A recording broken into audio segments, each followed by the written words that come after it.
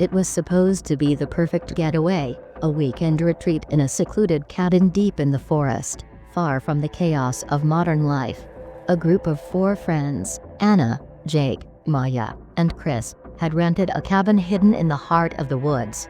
As the sun set, the group cracked open some beers and settled in, surrounded by nothing but trees and the occasional hoot of an owl. But as night fell, strange things began to happen. First, there were whispers, soft, faint sounds coming from outside the cabin. At first, they laughed it off. "It's just the wind," Jake said, though his voice trembled.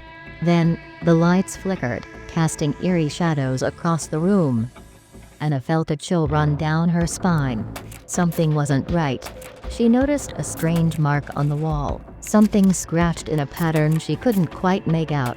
Maya, ever the skeptic, brushed it off as just some old, dilapidated wood, but Anna couldn't shake the feeling that they were being watched.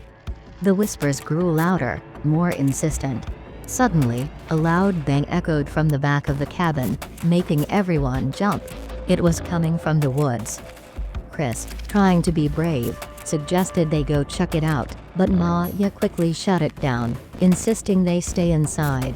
But then, Jake, curious and determined, grabbed a flashlight and opened the door. "I'll go look," he said, before vanishing into the night. Minutes passed.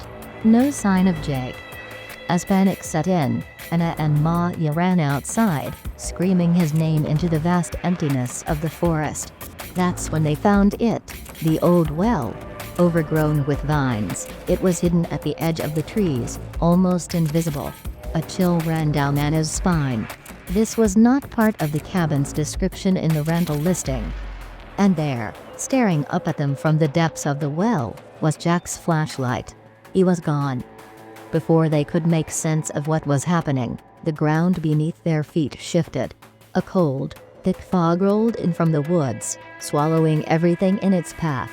As they turned to run back to the cabin, a blood-curdling scream echoed through the trees. It was Jake. They never saw him again. The next day, when the authorities arrived, there was no sign of the cabin, no trace of the well, and no Jake. Just an empty stretch of forest. And that's when they realized, the woods weren't just a place, they were a living thing, feeding on anyone who dared to step too far inside. The real horror wasn't the whispers. It wasn't the shadows.